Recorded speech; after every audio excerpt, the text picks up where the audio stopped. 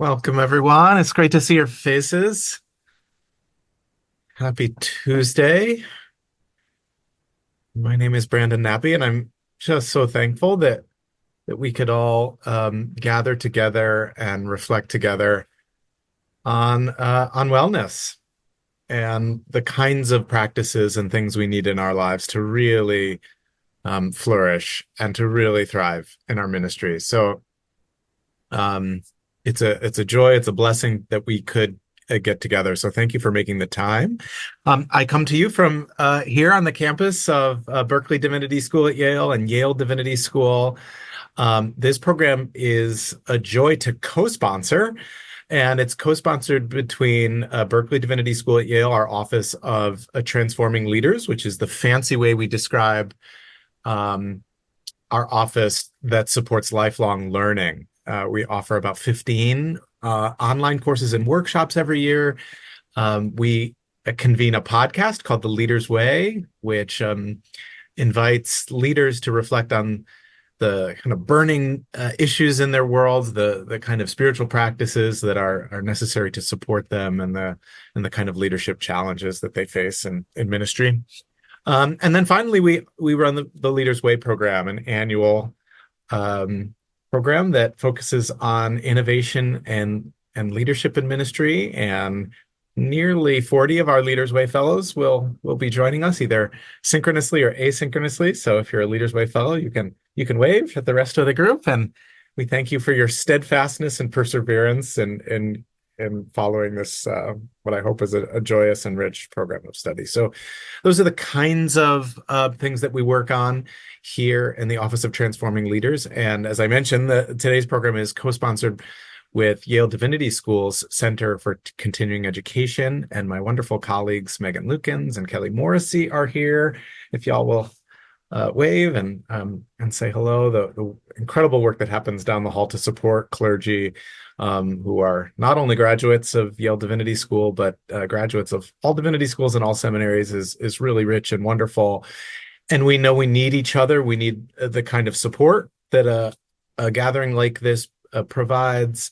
And we know that 2 or 3 years of seminary do not adequately provide us for all the challenges that we'll face in ministry. So hence our gathering today. If we could be supportive in any way going forward, we hope you'll let us know. It's our deepest source of gratitude to know that what we're doing really helps you to do your ministry more effectively. And if there's other ways that we can do that, please don't hesitate to reach out or visit campus and have coffee with one of us. We'd love that. So I'd love to introduce Dr. Regine Proeschold-Bell, our wonderful facilitator for today's conversation. Regine, I feel like you're a dear friend after all these months of working together and collaborating in various ways. Regine Proeschold-Bell is a community psychologist, a research professor of global health at Duke University. And I think what's really unique and special about Regine's work is that she's chosen to focus on the mental health of servant-related roles, specifically teachers, caregivers, and clergy. I confess a certain amount of naivete to not realizing until we got to spend some time together, Regine, that this was even a field. So thank you for dedicating yourself to our mental health. That's a real gift that you've given us. So just know how grateful we are. Since its establishment in 2007, Regine has directed or been in leadership in some form at the Duke Clergy Health Initiative.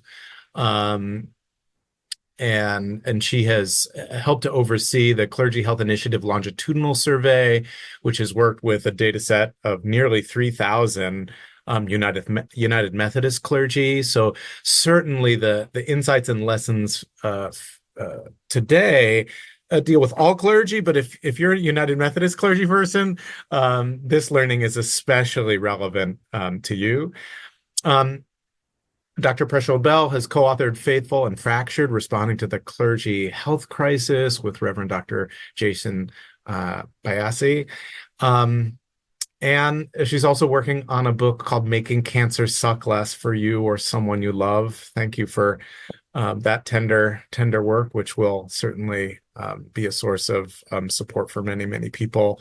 Um, we've partnered on a number of things already, and it brings me so much gratitude to be able to share this particular program with you and to make Dr. Proeschold-Bell's work known to our community. So thank you for being here. Regine, thank you so much for your generosity of time. And we're in your really compassionate and wise metaphorical hands. Oh my goodness. Hi, everyone. Thank you, Brandon. That was really generous and thorough. It's so special to be here with all of you today. And for anybody who found time to join online later and watch this recording, I'm also really pleased that you found a way to make it work and welcome you as well. Um, I I wonder, it's so great that you all come online and you actually have I can see you. Can you just wave to everybody for a minute and say like, we're here together. Ah, thank you. That's so beautiful. Um, Today we're going to do three practices together, and we're going to learn why they work, how we know they work, and then I'm also going to share a resource with you that can prevent stressful circumstances in the first place. Nothing like prevention. We're just going to dive right in and do one of my favorite new practices. There was a randomized controlled trial that came out 2 years ago on a particular kind of breathing. And it takes 5 minutes or less. And we've been spreading this practice in North Carolina amongst the United Methodist clergy whom I work with, and Bishop Shelton in the North Carolina conference has been leading this before all of her cabinet meetings and before any time they lead worship together. And so I think it's wholly appropriate for clergy, and I hope you will like it. Um, so we're just going to do it together. It's called cyclic sighing, and that's kind of, yeah, I'm going to put that in the chat so you can see what I'm trying to say here, cyclic sighing. And so just follow my lead. As with most breath work, if you can breathe in through your nose and out through your mouth, that's a good way to start. So just start your breath in through your nose, out through your mouth. And in this case, I want you to breathe in 2/3 of the way through your nose. Imagine your lungs filling up 2/3, pause, and then do the other third.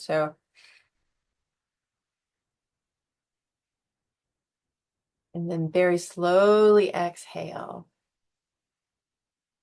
Let's try that again. In 2/3, pause 1/3, and then exhale very slowly. And when you exhale, and just keep doing this because you're gonna go faster than I can talk, but like in 2/3, pause, in 1/3, pause, and then slowly exhale all the way. That exhale is really important. When you exhale, you want to make it slow and steady, not a great big whoosh, but like a continual release of air. And you want your exhale to be longer than your inhale. So let's try it again. Go in, 2/3, pause, 1/3, and then out through your mouth. Right. While you keep doing this, I'm going to tell you a little bit about the science of what's happening inside you. So one of the most important nerves in your body is the vagus nerve. And your vagus nerve, it starts at the base of your neck and it goes down your spine and it wraps around all of your organs. It wraps around your heart, your liver, your kidneys, your stomach, and then it comes back up again and it wraps around the other side, all the way back up.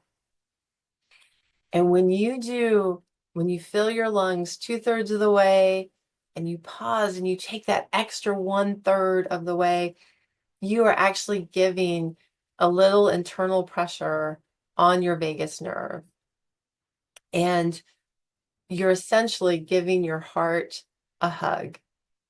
That vagus nerve is wrapping around your heart and it's giving it a little hug. And you're putting pressure on this wonderful vagus nerve, which sets in place the parasympathetic nervous system. So you all know the sympathetic nervous system. That's the fight or flight. And you can activate that so fast, even something as simple as an email. But you actually have to do something personally to invoke this rest and relax parasympathetic nervous system. And you all are doing it right now because you have control with your breath.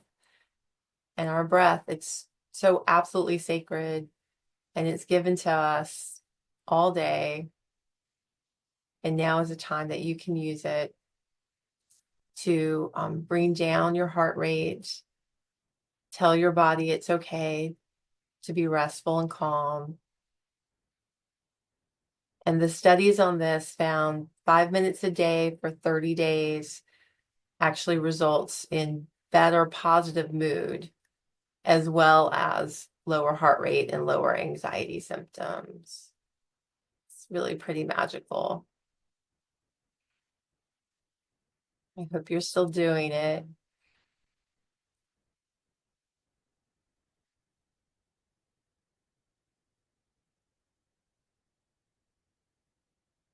Take just a couple more breaths. If you ever really want to make it super effective, when you breathe out, you can purse your lips a little like you're breathing out through a straw.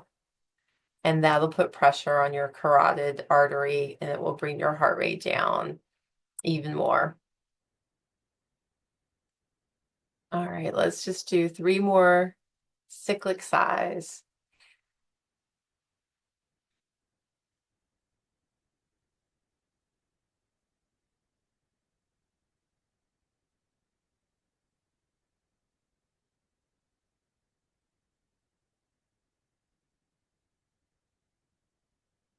Okay, wonderful.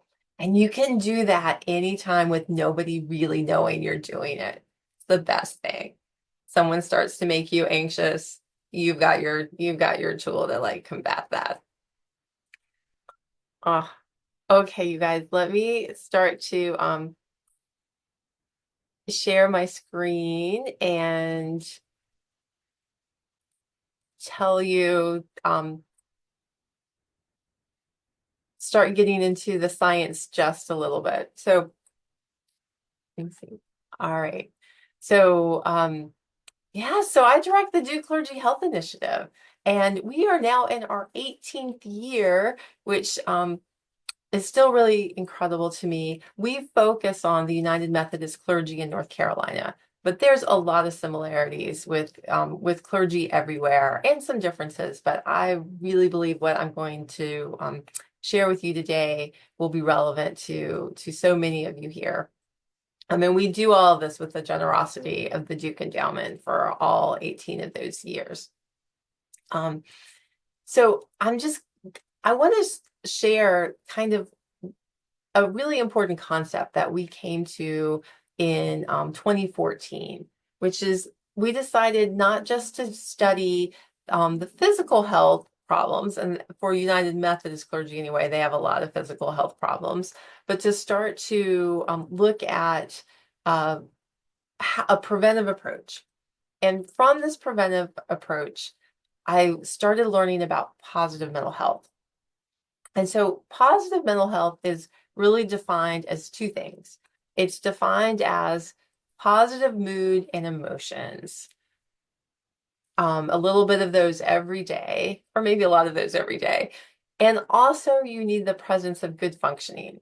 And there's two kinds of functioning. There's psychological functioning. This is feeling like you've got warm relationships, like you accept yourself, like you're growing as a person, and also good social functioning, which is things like you're contributing to society and you feel like you belong to at least one community. Um, Notice you can have positive mental health even if you also have some mental distress, or depression or anxiety or a more serious mental illness. You can have any of those and you can still have the presence of positive mental health. Now we're all going to have blah days and regular days and grieving days, but you can have this positive mental health. And if you do, we've been conducting studies with the United Methodist clergy that show it's really powerful. So, what if you don't have flourishing mental health right now, or if you've never had flourishing mental health? Like, I want to reassure you that we've shown across the years with our longitudinal studies that clergy can go from having less than flourishing mental health to having flourishing mental health. You can do this. You're not stuck where you are currently. But you can also lose flourishing mental health status. So you can't take it for granted. You've got to protect your positive mental health. So to learn more about clergy who are flourishing and to try and find things that they do differently from clergy with burnout, we conducted an in-depth interview study with flourishing pastors without any kind of mental illness or distress compared to pastors with burnout, also not with mental illness or distress, in 2014.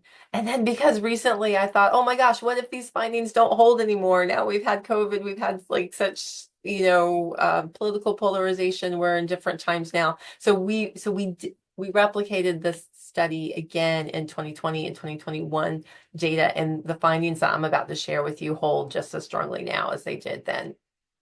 Oh my gosh. We put clergy through the ringer with daily diaries and all kinds of things and did a special follow-up study. Okay, before I leap into the findings, I want to ask you 4 questions. And so hold on one second.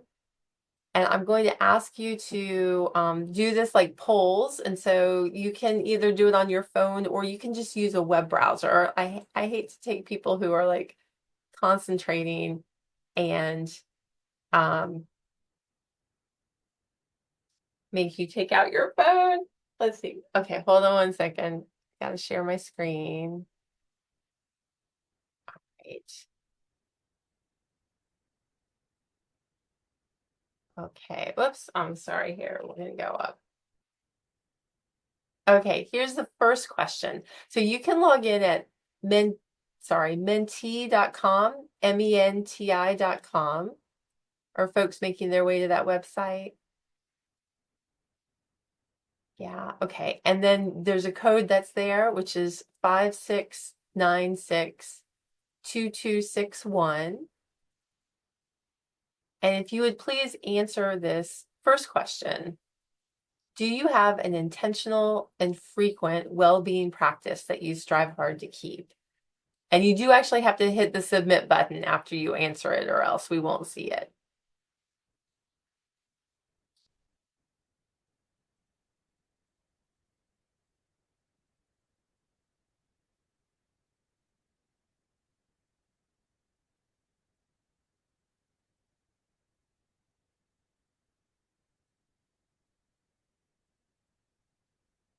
All right, you guys, thank you. I love seeing what you have going on here, and I love the honesty too.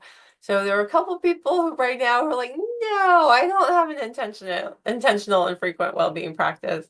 But most of you do at this time. So okay, great. Let me ask you another question.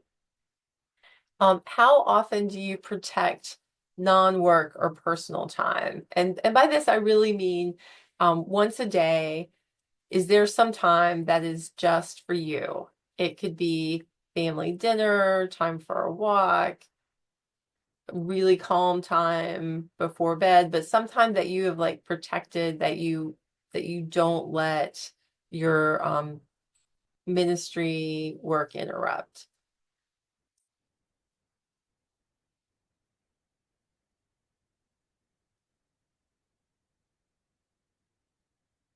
Great. Okay. All right. So we're seeing here kind of a split between rarely and sometimes. Well, actually, maybe two-thirds are doing frequently. Okay. All right. How's this? How often do you share your good news? Something happens that makes you um, excited or pleased. Do you celebrate that solo and kind of hang on to it? Or do you pick up the phone and somehow share that with someone?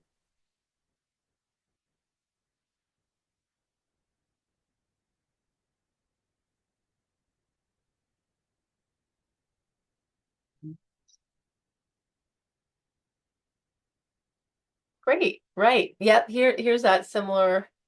This is a closer split, slightly more towards frequently, but quite a few folks rarely and sometimes. All right, and I've got one more. Oh my goodness. Clergy get criticized. Every one of you here has been criticized in your precious work with God. When criticized, how often do you ask yourself if the criticism relates to what God is asking of you in this season?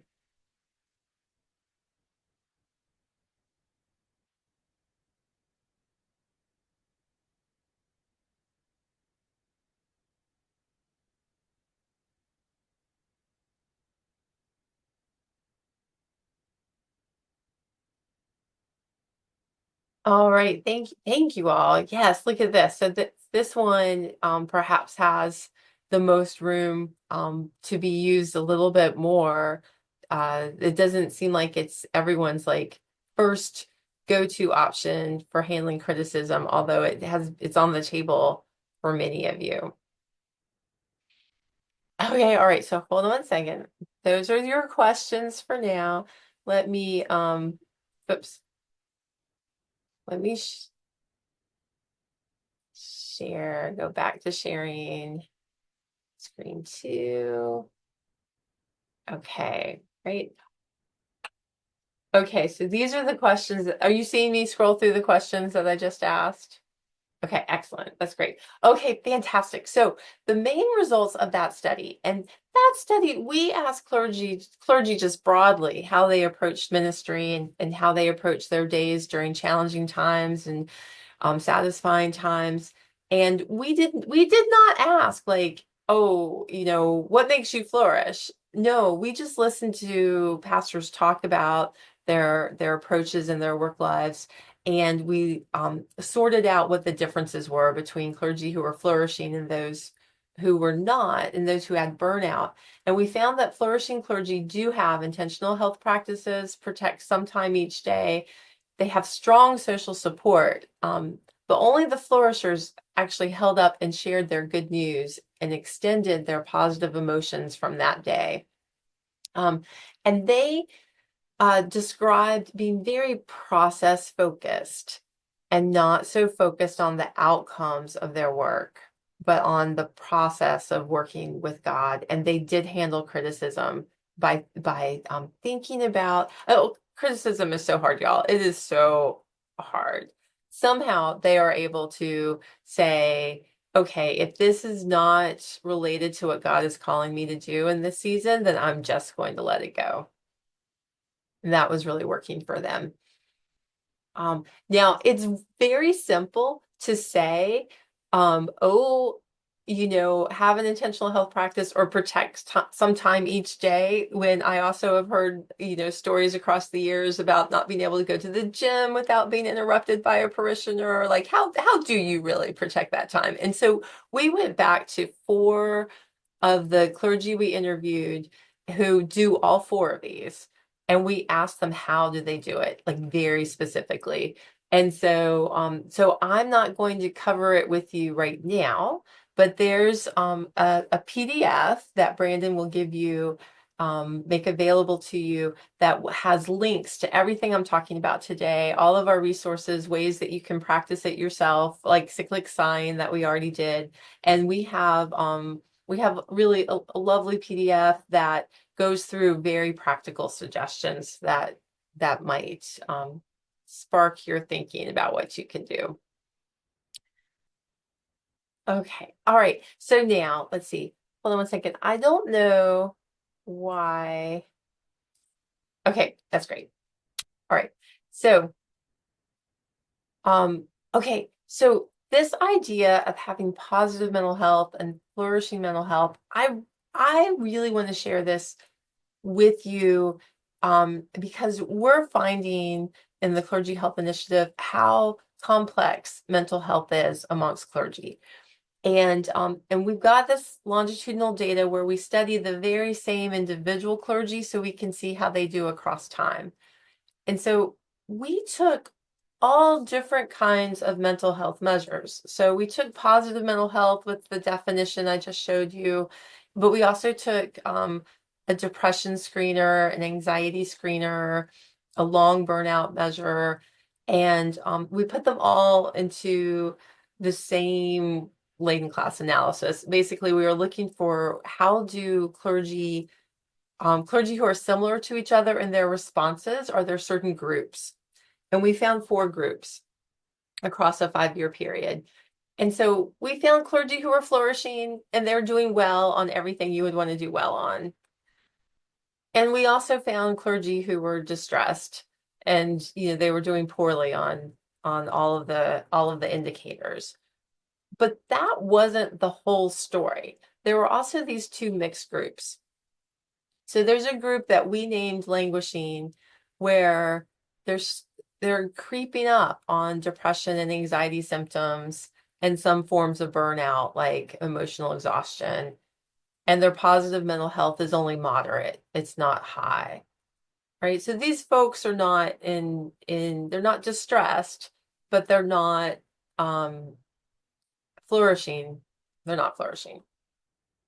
And then there was this other group that was really mixed. So we called it the burdened but fulfilled group. And so these are clergy with moderate depression and anxiety symptoms and some forms of moderate burnout, like emotional exhaustion is a form of burnout. But they actually are having high personal accomplishment. And people who are burned out usually have low personal accomplishment. And they had high levels of positive mental health in terms of those positive emotions, feeling like they're connected with others and making a difference in the world, and feeling like they have good personal relationships and like they're growing as a person. Um, and so I found this burden but fulfilled group very interesting, and I'm going to give yourself just a second to think about where you might be falling right now for yourself, keeping in mind that these can fluctuate. So wherever you are right now is not where you will necessarily be a year from now. Okay, and then this is actually how the North Carolina UMC clergy were in 2019. 44%, the largest column was actually flourishing, and being distressed was the smallest group. But we should not ignore the people in the middle. And it's one of my hopes these days that we can start not just putting resources towards clergy who are distressed, but also towards clergy in these middle groups to help them move toward flourishing. And it could be that it even takes less effort when you're burdened but fulfilled as compared to when you're distressed to kind of move into the flourishing category. So then we started to look at, like, why do we care about flourishing other than the fact that it just sounds so good? And don't we all want to experience positive emotions? And one thing that we found is we also collected data in 2021. So across all those pandemic stressors of not just the pandemic, but racial strife, political polarization. And we found that flourishing clergy stayed flourishing, even in the midst of all of that. Only a few percentage points moved. whereas distressed went up, and 24% of languishing clergy became newly distressed. And coincidentally, it was also 24% of burdened but fulfilled clergy became newly distressed. And then the distress column went up. Um, so this for us is really strong indication that clergy can flourish. They can flourish during difficult times, and that flourishing now will be protective for you across the next great big shock. Um, so this is why I'm going to keep harping on flourishing, and how do we get to flourishing, and what are those 4 flourishing practices I just listed? All right. So now we're going to do a little bit of thinking for ourselves. You'll remember that one of the um, behaviors that flourishing clergy do is they share their good news. And so we're going to play around with that a little bit right now, but we're actually going to do a two-parter. And so would you take I'm going to give you like 20, 30 seconds right now to think about what was one thing that was really hard for you when you first started ministry? Think back to your first year or two. And for some of you, that might be right now, which is also great. All right. Just think and maybe jot down one thing that was really hard for you.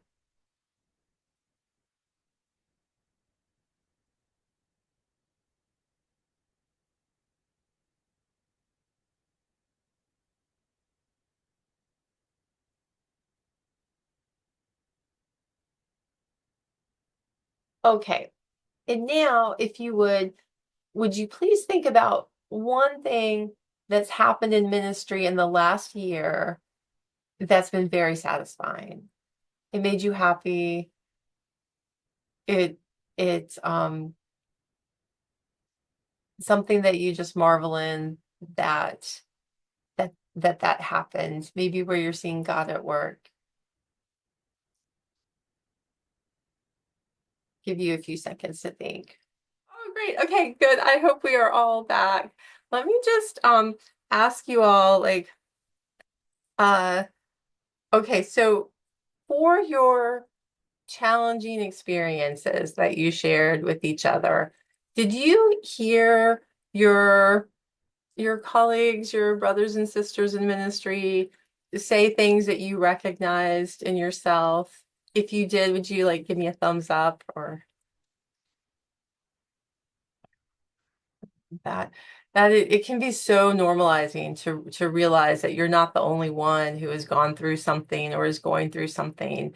And in particular, I think about clergy who are in solo ministry, like solo pastor, that it can be hard to remember that no, actually this stuff is common and that we all have it. And so, but I'm glad you heard that. And then for those of you who came up with a satisfying moment. Um, how long ago, how much time had passed since you last thought of that satisfying moment? Like, had you thought about that in the last week? Had it been like a month? Been like 2 months?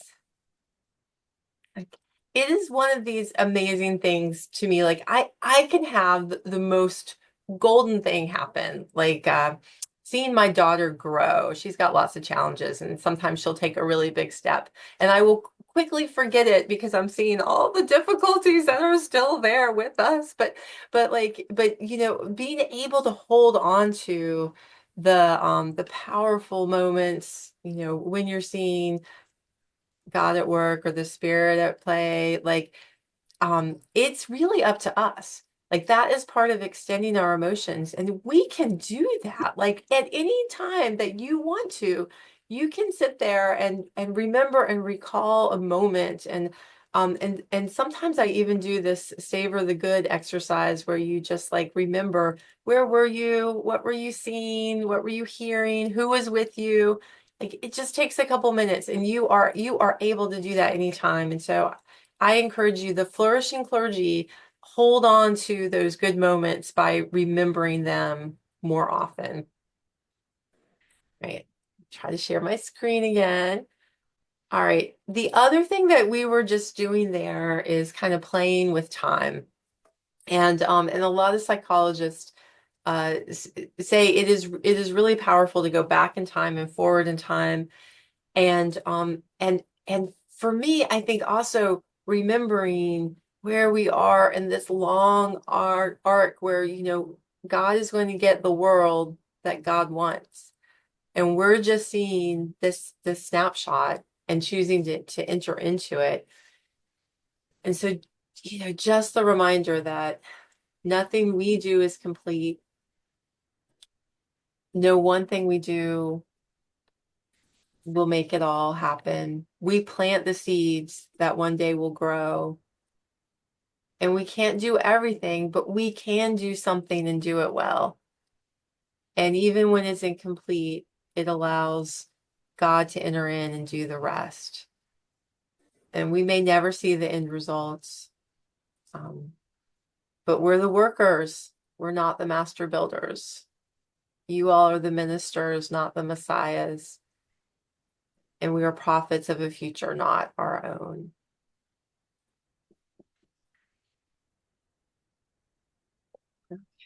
Okay, all right. I want to go back to these 4 behaviors of flourishers. And you remember I talked about how do you react to criticism, but also like on the broader view, clergy who are flourishing focus on the process of ministry and working with God and not on the outcomes. And so as a psychologist who's looking for practices and things that we can test to see if they will be of benefit to the mind, body, and spirit of clergy, I was stumped. I was like, how do we do this? I'm no theologian. I couldn't figure it out. And I was at a conference that was half philosophers and half psychologists. And this psychologist, Tony Ahrens, was from Catholic University, was there, and he said, "Oh, I know. There's this 500-year-old prayer called the Daily Examen." And so I was completely unfamiliar with the Daily Examen. I bet a lot of you know it. It's a Jesuit prayer practice. And I became really interested in it. And we, with the Clergy Health Initiative, we actually did a randomized behavioral trial with United Methodist clergy to see would they do this practice, and what would the outcomes be? Like, could it not only bring you closer to God, but also reduce anxiety symptoms and other difficulties like that?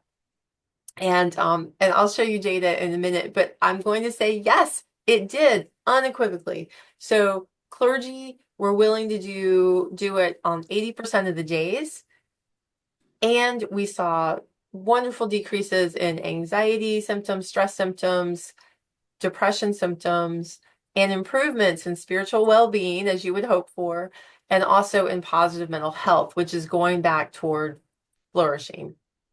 And so this is the next practice that I want us to do together. And so here it is.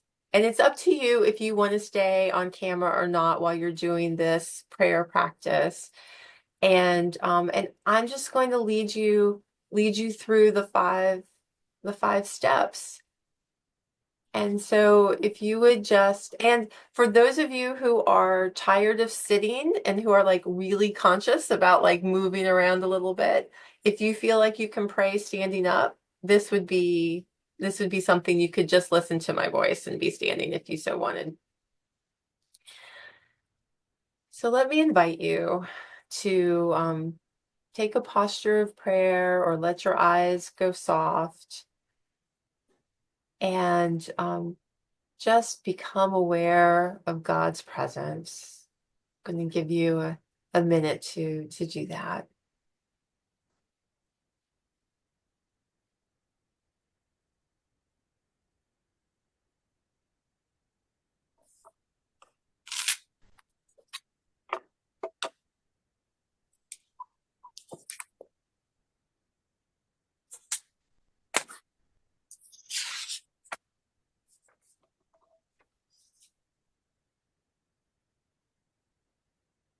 Now, when you're ready, review the events of the past 24 hours. Go all the way back to noon yesterday and run through your mind all the things that happened in the past 24 hours. And in particular, right now, recall 2 or 3 things for which you are grateful. Now, go back through your last 24 hours. This time, not just recalling what you're grateful for, but also letting all emotions arise across that day. Pay attention to what emotions are coming up for you. And with the guidance of the Holy Spirit, pray through those emotions. Notice which ones draw you closer to God and which pull you away from God.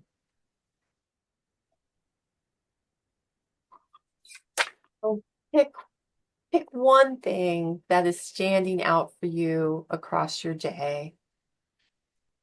One one large thing, and talk with God about it. Pray about it.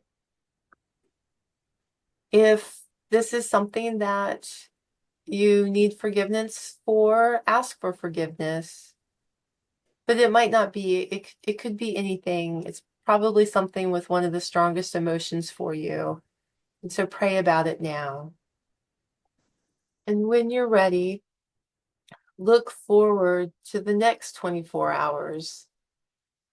What is one thing you might do? What do you feel God calling you to do? And where do you need God's assistance? Go ahead and pray about that now. Okay, go ahead and finish up your prayer. And when you're ready, you can let me know you're back by putting your camera back on if you're willing. Okay, wonderful. If you feel like putting a word in the chat as to what you're feeling right now, that would be great if you wanted to share that.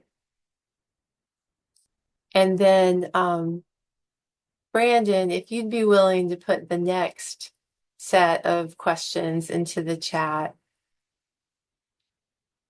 The plan now is for us all to go back into groups of 4 and have 5 minutes to answer the questions that Brandon puts in there. What was it like for you? Were you surprised by what came up? And how often do you focus on the process? And so you don't have to share what you were praying about, but if you could talk with each other about the process just for a few minutes, that would be great. Here comes everyone. I love it when you stay to just the last second, but then there's that awkwardness if you get like cut off mid-word, like, but anyway, welcome back, you guys. Thanks for all your comments in the chat too about how like centered and calmer you felt. And I've got to say, we didn't even do a full 12 or 15-minute examine that time. That might have been 10 minutes. And so just a reminder, you can do this anytime. The person who suggested it to me said he does it in the shower. I was like, y'all, that is a bad use of water resources. But the point is taken. You can do it anywhere. And we do have, in addition to it, like there are apps, there's books, there's like all kinds of ways you can do it. And in the PDF that Brandon put in the chat, and we'll put it back in the chat before we end today, also points you to the website where we have certain resources. And I do just want to commend again, you see down here, Redwood Spiritual Care, and examine the exact program that we tested, which was a 90-minute retreat for 3 days in a row online. You can do that. All the materials are on there. You can do that through Karen Keene's Redwood Spiritual Care, or you can hire her and she would do that retreat for a group of clergy, for a group of congregants. She's really wonderful.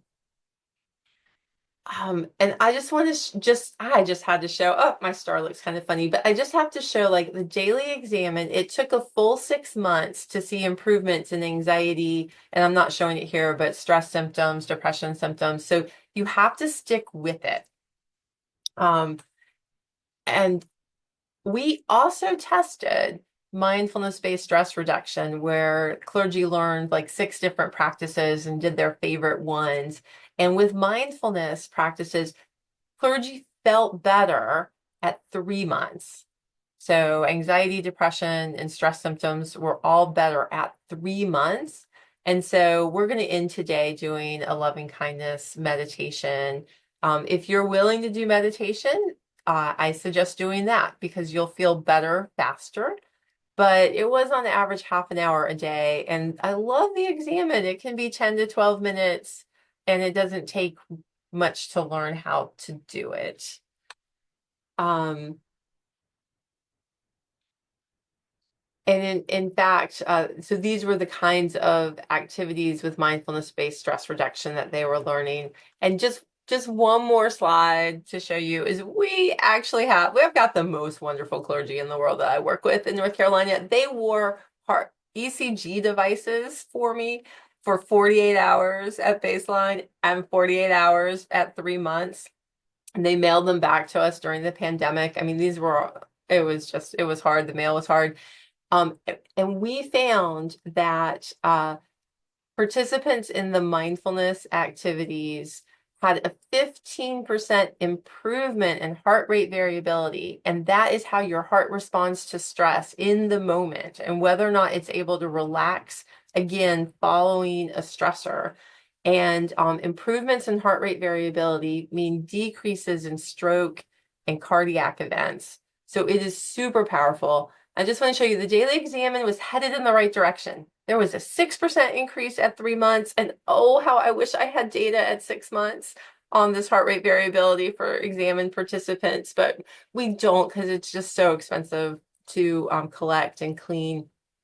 But for these reasons, we really recommend mindfulness practices, and but the daily examine is also one that we are recommending. Okay, so, oh, you guys. Oh, and one more thing. I have to say that the daily examine also increases spiritual well-being. And we have multiple longitudinal studies that show higher spiritual well-being now in clergy is related to lower depression symptoms a year from now. So I also think the daily examine is in keeping up any spiritual practices that work for you is really important for that reason.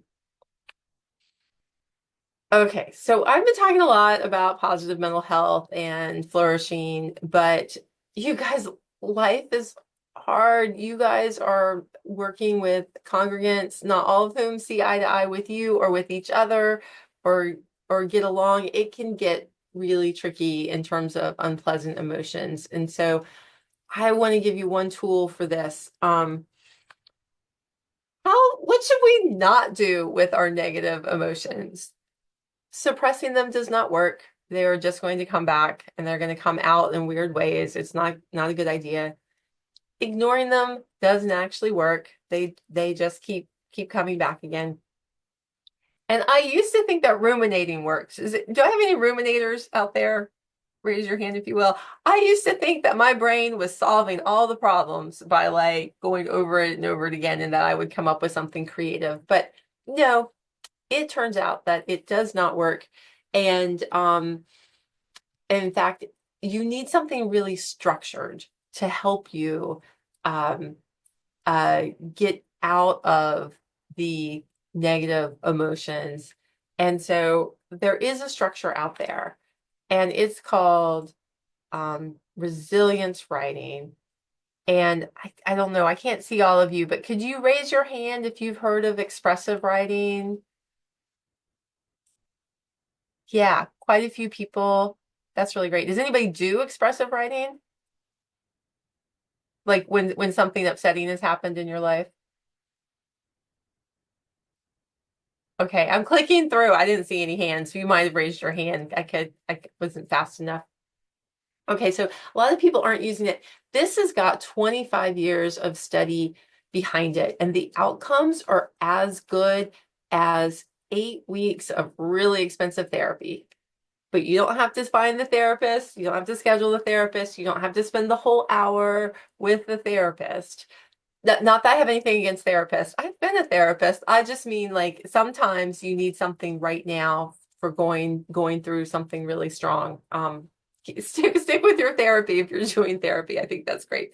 But when something distressing comes, this is what resilience writing or expressive writing looks like. And again, I've got resources for you, handouts with these instructions. It's all in that PDF that you have. All you do is you choose one thing that's on your heart and you set aside 20 minutes a day for each of 3 or 4 days, right? So most people have powerful outcomes in terms of less anxiety symptoms, fewer depressive symptoms, less ruminating, better concentration, like all of that after 3 sessions. Another 10 or 15% of people take a fourth session. So you'll know how you're feeling. It could be how strong the event is that's on your heart. So you might need that fourth session. You just set a timer for 20 minutes and you just write. That's all you do. And you do the same thing. It's kind of helpful if you write about the same event for each of the 4 days, 3 or 4 days. That's all it is. And it's been around so long that they've been able to study why it works. And so it works in a different way than ruminating. And it's not journaling. Like journaling, you're kind of recording what happens during your days and what you think about it at the moment. It's the same event multiple times that you're talking about. It lets you habituate to the emotions, start to label and organize them, and then you just kind of naturally start to make a plan. So the first day you do this, a lot of what people, myself included, tend to say is like, I did this and this happened to me. And then, but by day 3, it's a lot more like, we will do this, and next time, this is how I'll handle it. You don't have to do that intentionally. It just happens on its own by day 3 or 4. And I just want to point out that it is so effective, but it's not just because you are venting. And so venting is what you might do with a friend or with maybe with journaling one time or that ruminating, but that's actually not what moves people through and leads them to the great outcomes. All right. And I thought about having us all do some resilience writing today, but it takes 20 whole minutes. And I will say the first day that you do it, you might not feel better. So I'm holding up practices today that you're probably going to feel better right away. The first day that you do resilience writing, you might feel the same. You might feel even a little worse. But on the second day and the third day, you do feel better. That's true for most people on average. And I will say it's been very true for me. And there are times where something happens in my life. Did I mention that daughter of mine?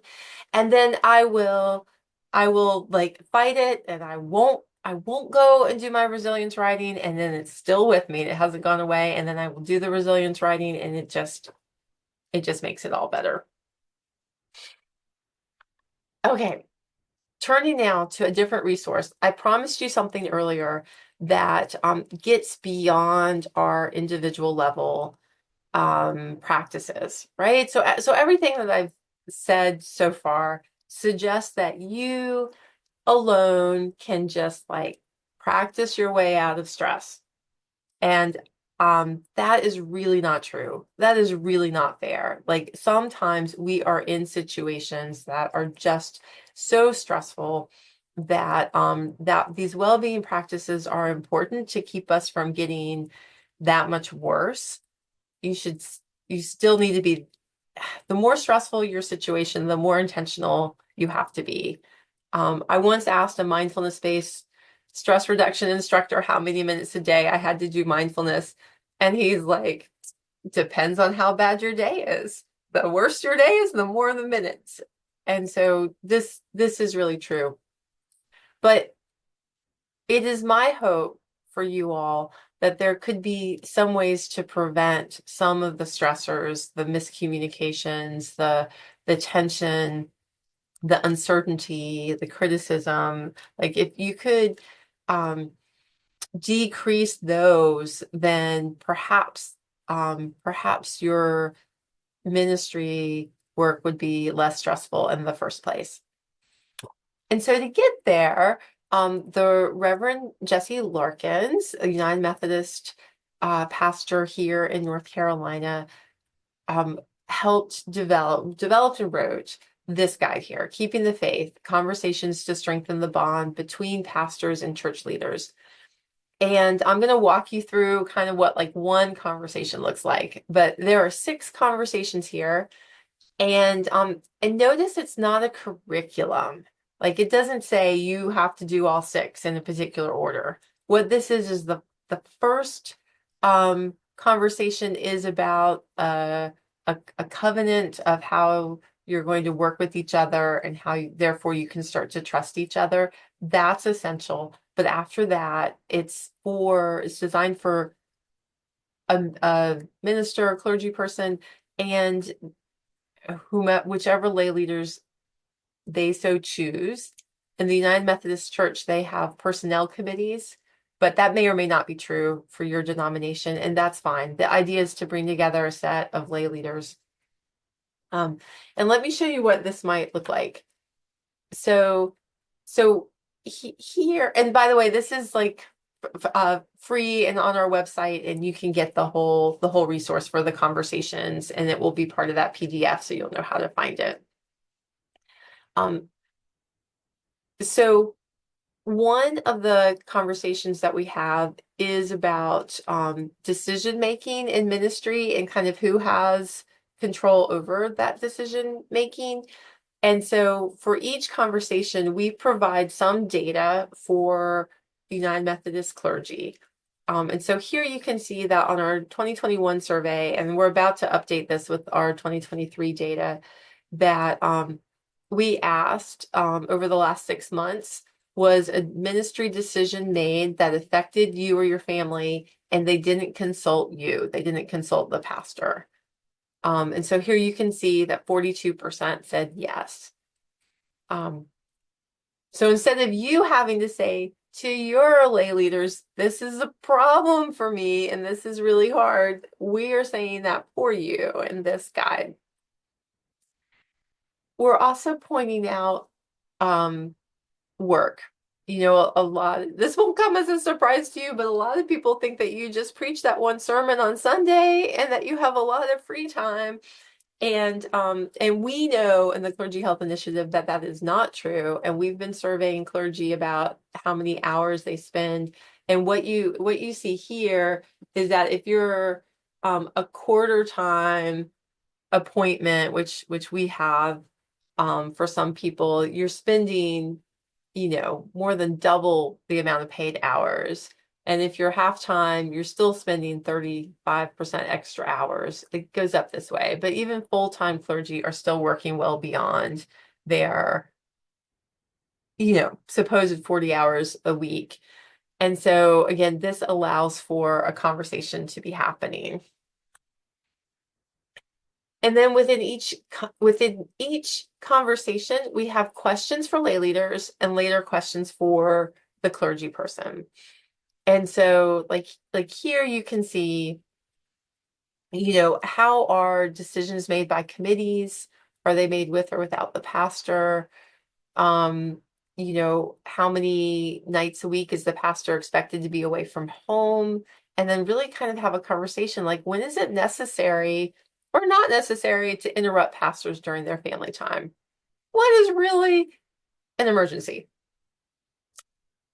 I would hope you'd want your lay leaders to think about that.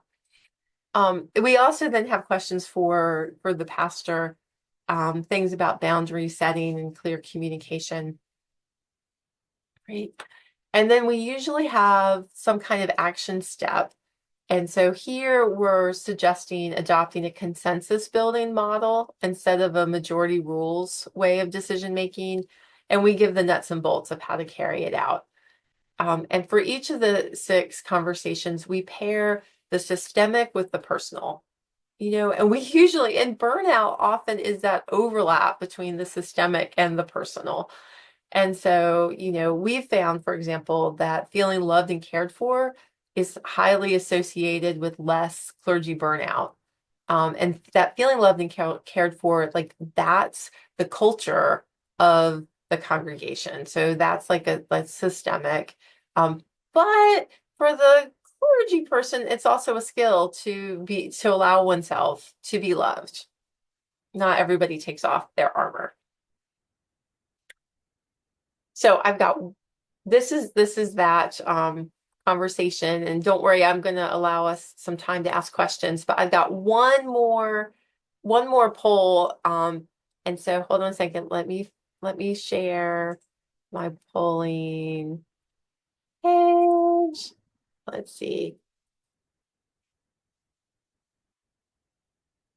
Okay, that's great. If you would answer, this is the last one for today. This would be really helpful to me. I'm very curious about this one. So, these are the 6 sessions. Which do you think you would find most helpful right now where you're serving, if you're serving a congregation? And if you're not serving, but you worship somewhere, you could answer for where you worship. So, are you able to see my little writing here? Building a covenant, human connection for pastoral well-being, congregational culture and morale, perceived differences in worldview, including politics, sense of agency for pastoral well-being, which is also work-life balance, and then a healthy spiritual life for pastoral well-being. Thanks, you guys. I know this takes a little bit more to think through than do I have an intentional practice? But this is great. Okay, really interesting here that congregational culture and the healthy spiritual life are really strong here. I did this with the Southeast Jurisdictional United Methodist Church, which is like 14 conferences about a year ago. And they also chose the 2 that are highest here, also was very much on their mind. So, okay, this is very helpful. All right, so let me just, before we get to questions, all right, so just to all right, one more thing on this, like keeping the faith guide. Like essentially, we the premise of it is that communication is so important. And we don't always know how to communicate with each other, and we haven't always had some of like the initial ground setting conversations. And our idea is that once you establish ways of communicating and start to build that trust, then when something more challenging comes up later, you'll already have your covenant in place of how to talk to each other, and you'll have some trust that has been built up through this process. So that's part of it. We also really believe that the question starts the change, and just being able to question things and talk with each other, that is really impactful in and of itself. And so this is being used across North Carolina right now. I would be delighted if you all found it valuable too. And I also would hope that this would help with engagement and kind of a vibrant theology of lay leadership. Lay-led, clergy-supported. This can be a piece of that. All right, you guys. So to recap, today you have tried cyclic sighing. And just to cement that in your mind, would you do just 2 breaths for me now? Go in 2/3, 1/3, and then slowly exhale and make your exhale longer than your inhale. And one more time, in 2/3, pause in 1/3, pause, and then slowly exhale all the way out. That's great. So you've learned cyclic sign, and you've learned about the 4 behaviors of flourishing clergy. And there's a resource there for you so you can remember these and you can think about what you might do to work on one of these, maybe not all 4 at once. We also prayed the daily examen together, which works with number 4, working in alignment with God. And we talked about sharing your good news more often and just doing anything you can to hang on to those important, pleasant, satisfying moments that you have that are all too easy to forget. And then we've got this more congregational level way of working with stress. But we're going to do a loving kindness meditation because you saw the great data on that, including your improved heart rate variability. And loving kindness meditation has been well studied, even without all the other kinds of meditation that we teach with mindfulness-based stress reduction. So you can feel very secure in knowing that this makes a difference for your heart and your stress if this is the one you choose. And I just have to think I've got this larger team and my email address does not make you spell Proeschold-Bell, my present to everyone in this world. Or sometimes I get behind in my emails personally, but I have a team that looks at clergy WB for well-being at duke.edu. So don't get frustrated if for some reason I don't respond. They will catch me and they will answer your question as well. So let me invite you to do one more practice, and then afterwards there will be some wrap up and next words from Brandon Nappy and his team. Okay. And so with this loving kindness meditation, you're welcome to stay on screen or go off screen. And like once again, you'll kind of let your eyes go soft and you can just listen to my voice. And so first, I just want us all to pay attention to how you're breathing. Unlike cyclic sighing, this is not about you changing your breath. Just notice how you are breathing. Notice the texture of your breath, the rate of your breath, the depth of your breathing. Right? This is you breathing your sacred breath. There's no need to change it. And now bring awareness to your chest, to your heart, and keep your awareness there at your chest as you notice your breath. Sometimes I even put my hand on my heart. It just reminds me to feel right there. And notice what it's like to breathe into your chest. And while you do that, slowly and silently repeat this phrase. May I be happy. May I be well. May I be safe and at peace. And now direct loving kindness toward your body, toward all your body, toward your mind, your heart, your emotions. Try to embrace all parts of yourself. This would include anxiety and fears and satisfaction and awe and wonder and physical aches and pains. Just embrace everything, leave nothing out, and repeat the following phrase with gentleness and kindness. May I be happy. May I be well. May I be safe and at peace.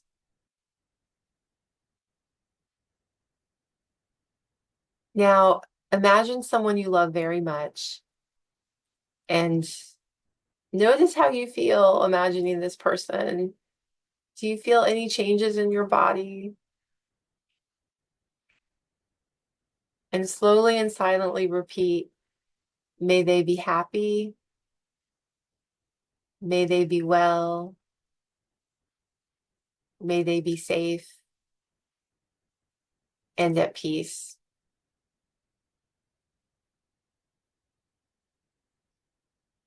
Now, imagine the faces of your extended family and repeat, may they be happy, may they be well, may they be safe and at peace.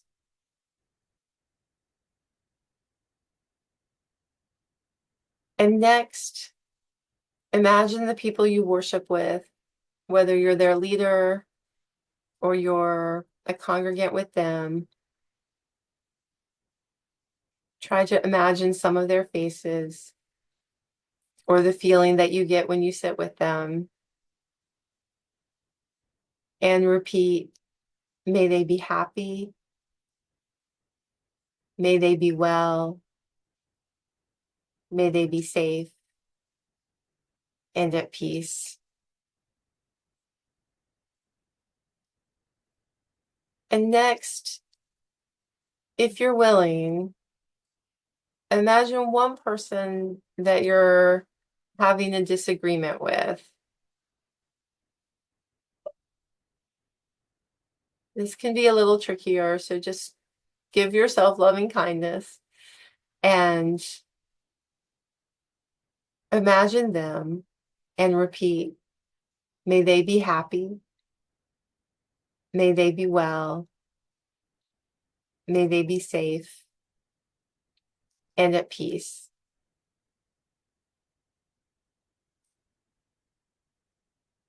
And next, imagine people all across this country.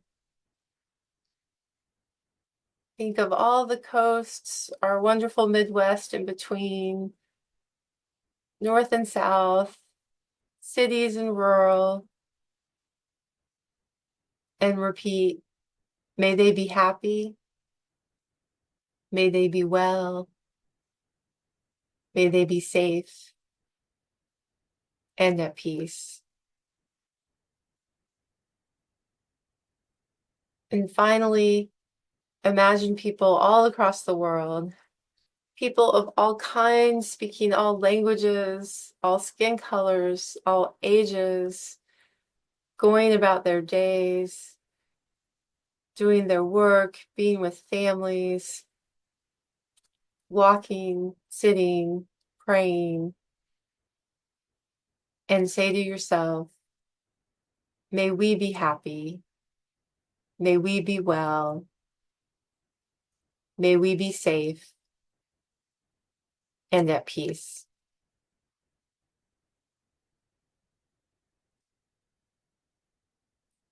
I invite you to let your eyes open, maybe wiggle your fingers. I hope that you carry this feeling of loving kindness with you today. And it is my blessing to you. May you feel happy. May you feel well. May you feel safe and at peace.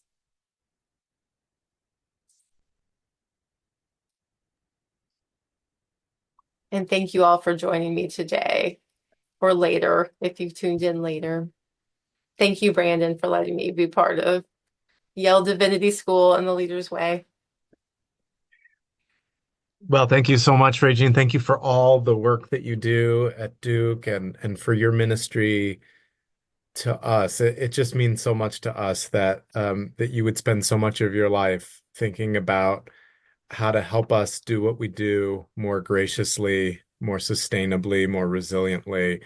It's a special kind of vocation in the world that you have, and we are so blessed by your doing it so generously. So would you all join me in some jazz hands to thank Regine? Thank you.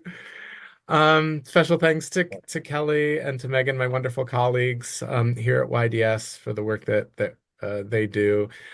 So we hope that you'll continue learning with us as you can. I just put in the chat box a link here. I'll throw it in again to an upcoming 2-hour retreat that we're offering this May on mindfulness in ministry.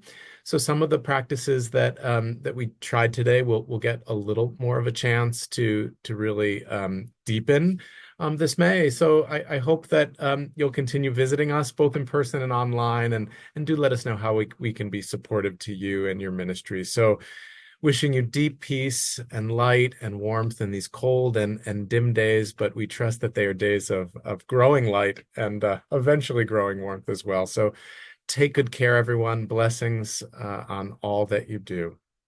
Peace.